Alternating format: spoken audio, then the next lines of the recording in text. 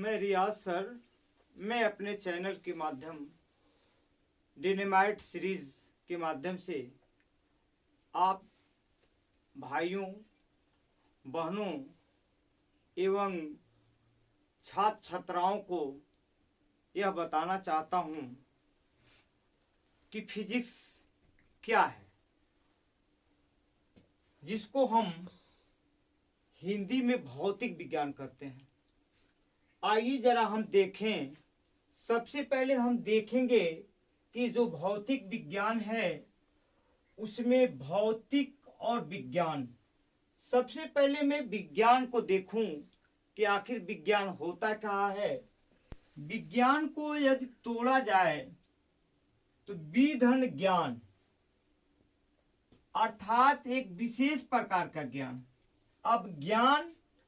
अब हमको ज्ञान कैसे कैसे होता है, आप ये देखेंगे कि जो हमारी इंद्रियां हैं और उन इंद्रियों में आँख है, कान है, नाक है, जिह्वा है, त्वचा है, और इसको जोड़ने का काम जो करता है वो मेरा मन कहता है।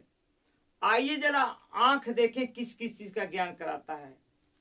आप देखेंगे, आप अपनी आंखों से दुनिया में जो कुछ भी देख रहे हैं उसका बोध हमें आंख के माध्यम से हो रहा है।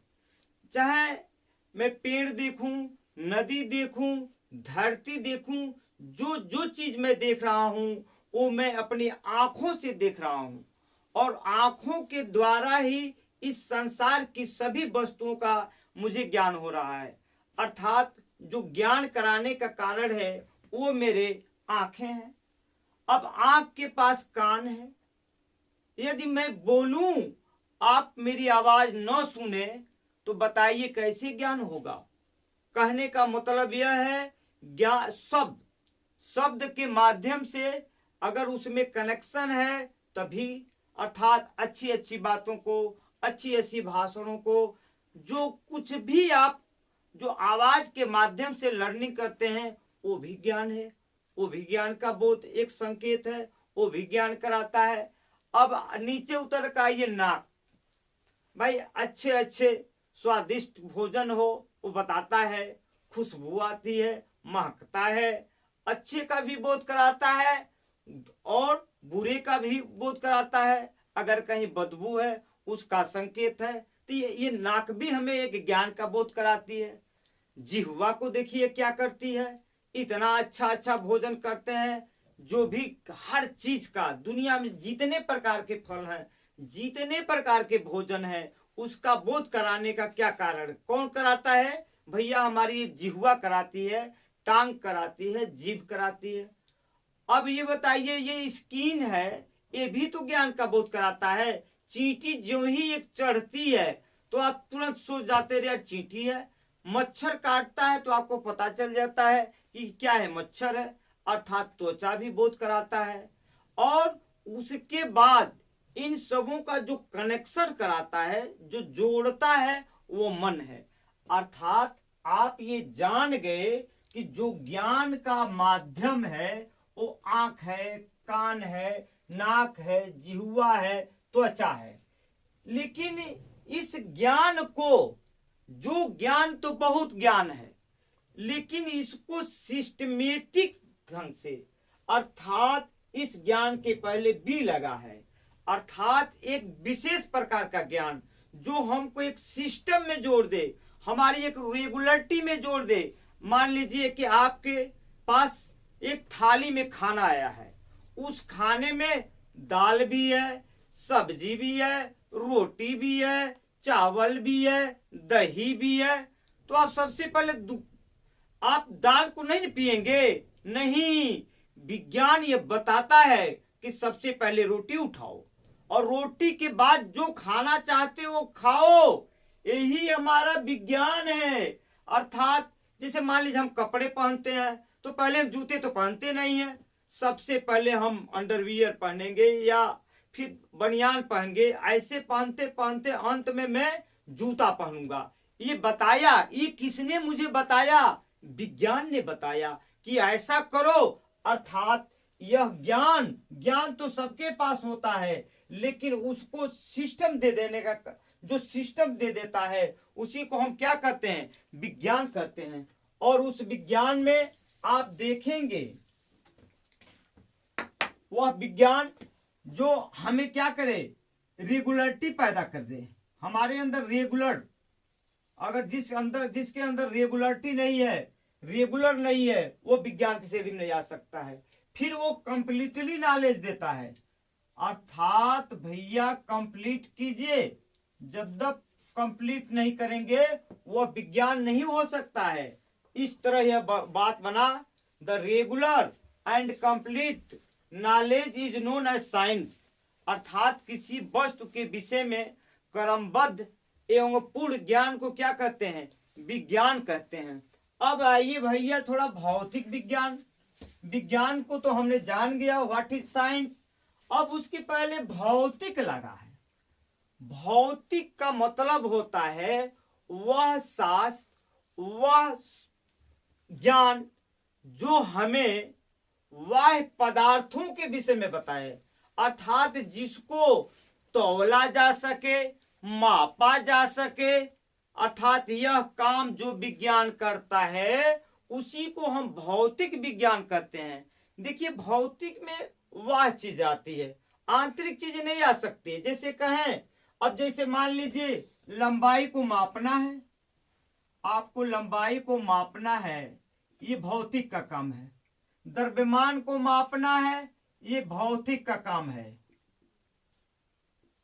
अर्थात भौतिक विज्ञान की परिभाषा यह बन गई जिससे हम किसी वस्तु को तौल सकें, नाप सकें, उसे भौतिक विज्ञान कहते हैं। या हम ये दूसरे भाषा में या दूसरे शब्दों में ये कहेंगे कि ऐसा विज्ञान जो द्रव्यमान को ऊर्जा में चेंज कर दे, उसे हम उसको भी हम भौतिक, जैसे E = mc², where E is energy, m = mass and c is the velocity of light।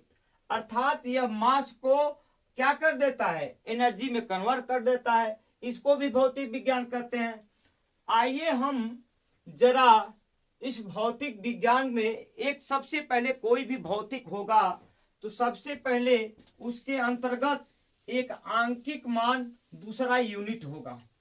हम जानते हैं कि जो भौतिक विज्ञान में मूल मात्रक होते हैं वो 7 होते हैं।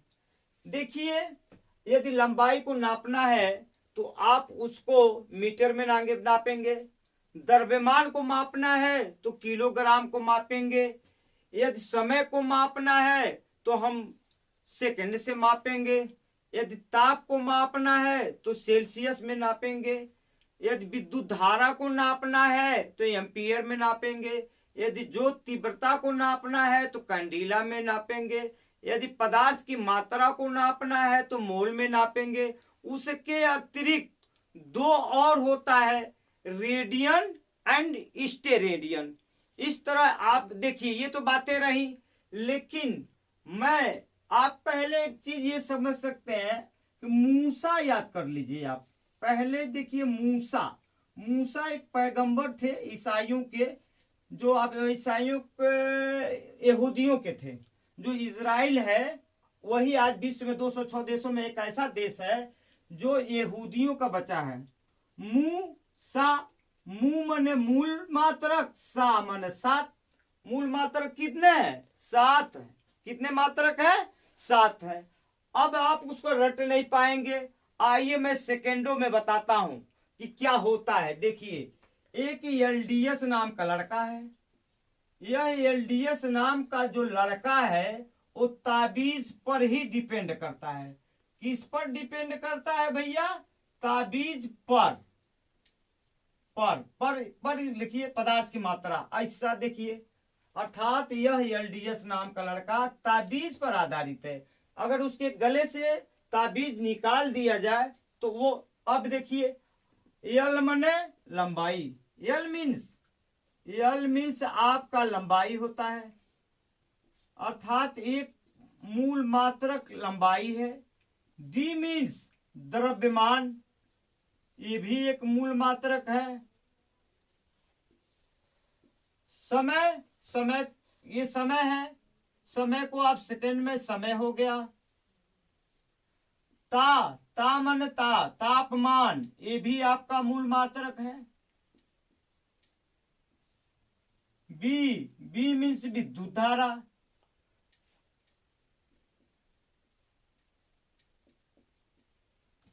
ज्योति तीव्रता।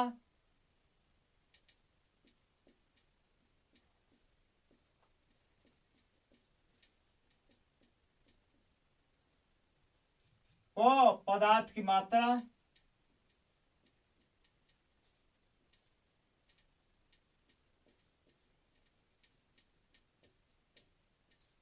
आपने देखा कि यार मैं तो रटता था, रट ही नहीं पाता था, लेकिन ये 5 सेकेंड की जो एक मीनिंग है या कोड है, इसके माध्यम से पूरा हम मूल मात्रक लिख सकते हैं। मैंने LDS, एल मैंने बताया, एल मैंने लंबाई भी मूल मात्रक है, द्रव्यमान भी है, समय है, तापमान है, विद्युत धारा है, जो तीव्रता है, पदार्थ की मात्रा है। अब आप देखेंगे लंबाई को किस में मापा जाता है? मीटर में। द्रव्यमान को किस में मापा जाता है भैया? किलोग्राम में। समय को सेकंड में। तापमान को सेल्सियस में।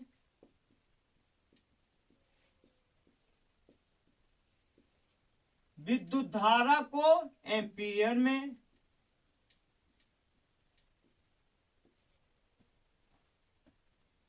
जो तीव्रता को कैंडेला में।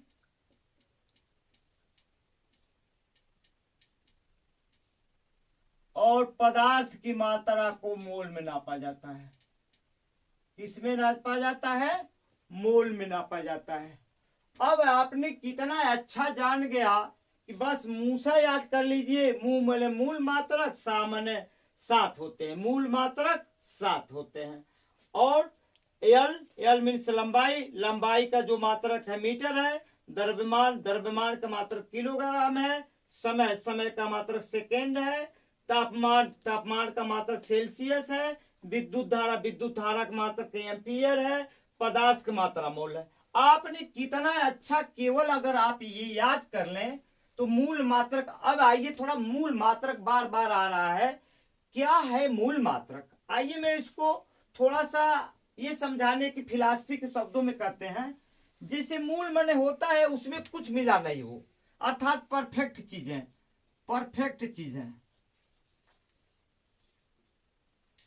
अर्थात यदि ईश्वर को ले लीजिए तो परफेक्ट है, वो मूल है, वो किसी मिला हुआ नहीं है।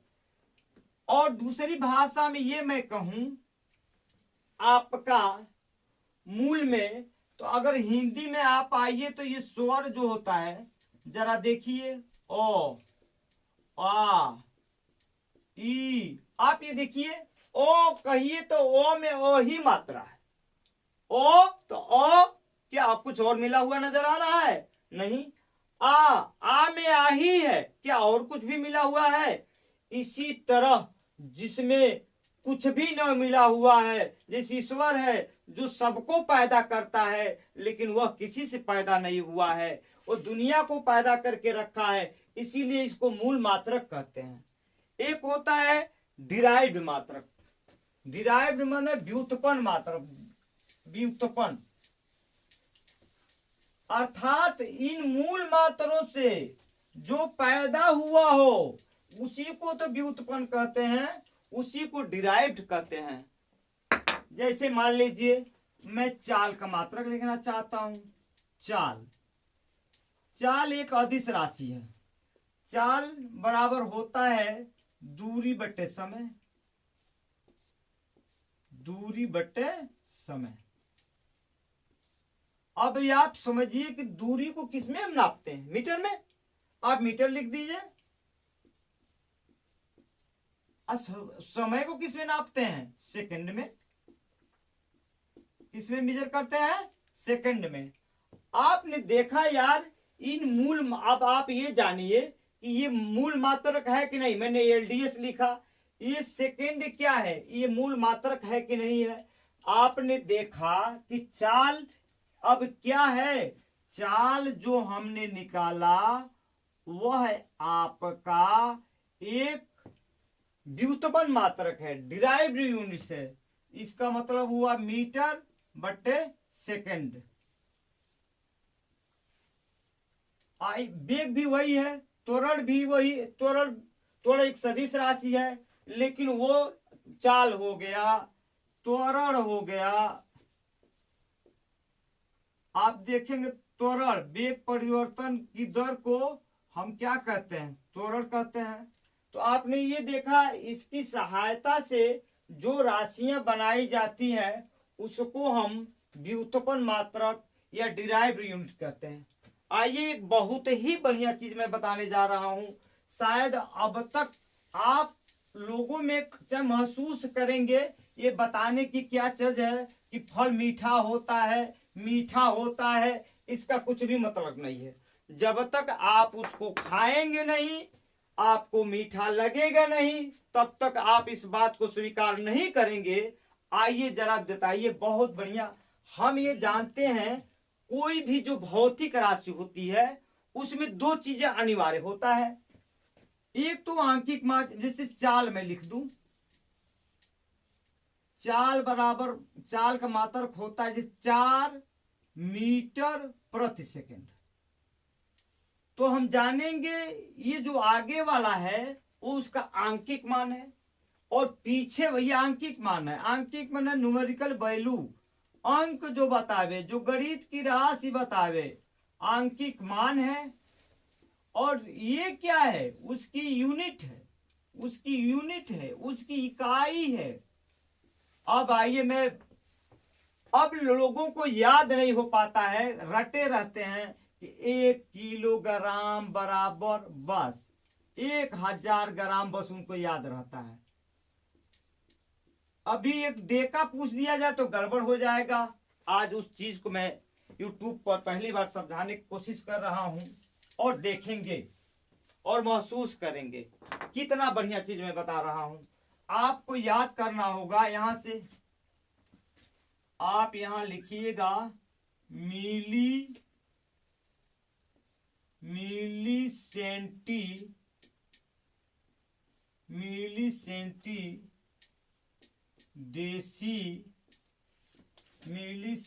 Decimetre deca hecto kilometre. यहां जो राशि होगी millimetre, centimetre, decimetre, metre, deca, hecto kilometre. आप अगर ग्राम लिखेंगे तो मिली सेंटी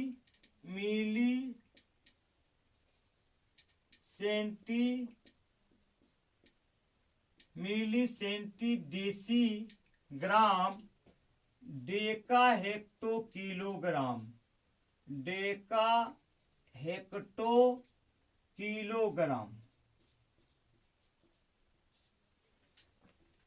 मिली सेंटी डेसीलीटर,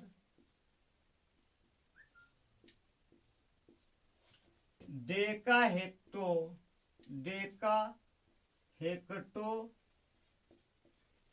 किलोलीटर। अब इस चीज को आपको रट लेना है। आप यदि यहां मीटर लगाएंगे तो यहां मीटर में आएगा, यहां जब आप ग्राम लिखेंगे तो यहाँ किलोग्राम होगा, यहाँ की लीटर होगा तो यहाँ किलोलीटर होगा। आइए मैं कितना बढ़िया आपको बात बता रहा हूं, क्योंकि इससे कम से कम 45-40 फार्मूले केवल सेकंडों में होगा याद। अब तक आप लोग रटते रहे कि पूछा जाता है कि 1 मीटर में कितना सेंटीमीटर, आप तुरंत बताते हैं बाबू 1 मीटर में रटे हुए हैं, 1 मीटर में 100 सेंटीमीटर।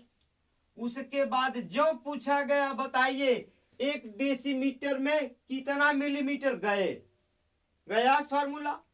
आप आइए देखिए, यदि आप दाहिने बढ़ते हैं, दाहिने का मतलब ये, अर्थात किसी भी चीज से अगर गणित में आप देखेंगे तो ये शून्य है। इधर जब दाहिना आगे बढ़ते हैं तो इसको प्लस करते हैं, जब पीछे चलते हैं तो इसको माइनस करते हैं, तो कोई आधार होगा ना। तो ये मैंने जीरो मान लिया। यहाँ आप आगे बढ़ेंगे तो प्लस, जो दाहिने चल रहे हैं ना, यहाँ बाएं चलेंगे तो माइनस।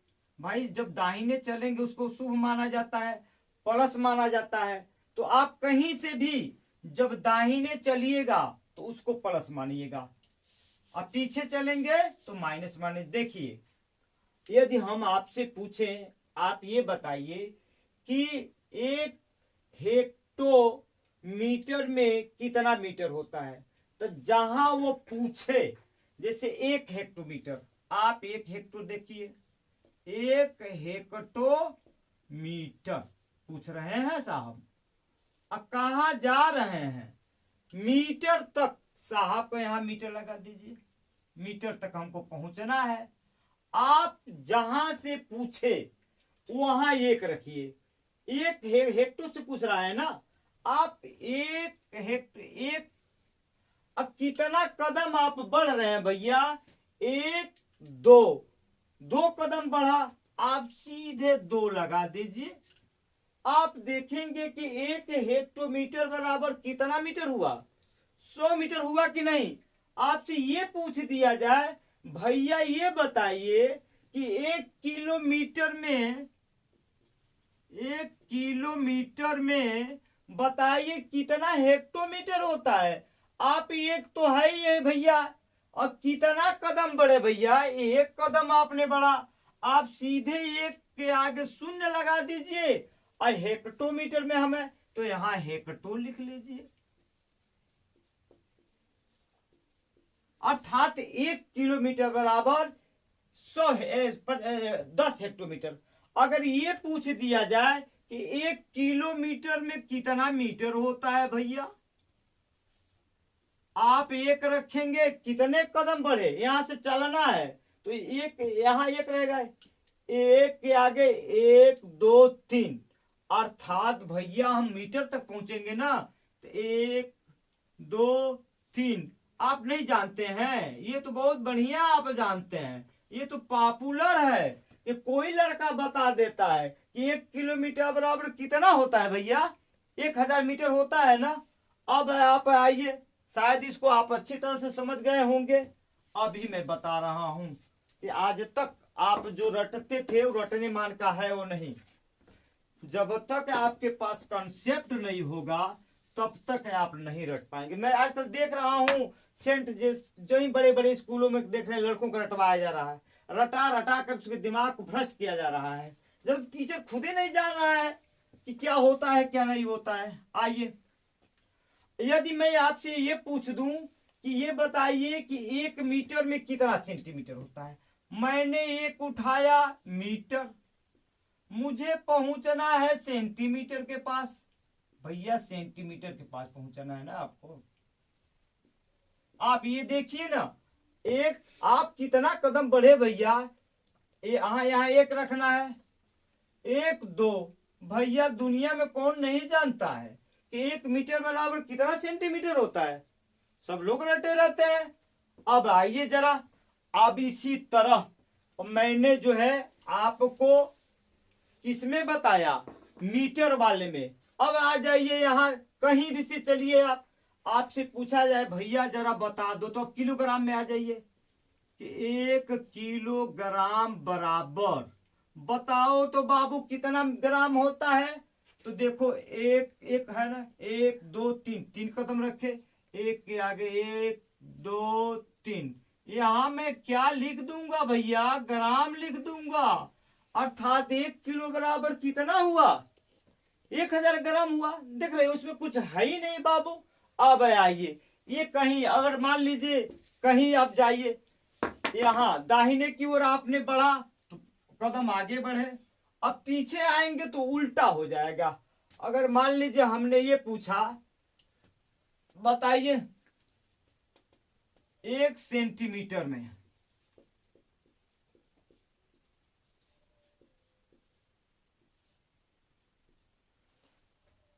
कितने डेसीमीटर होता है भैया?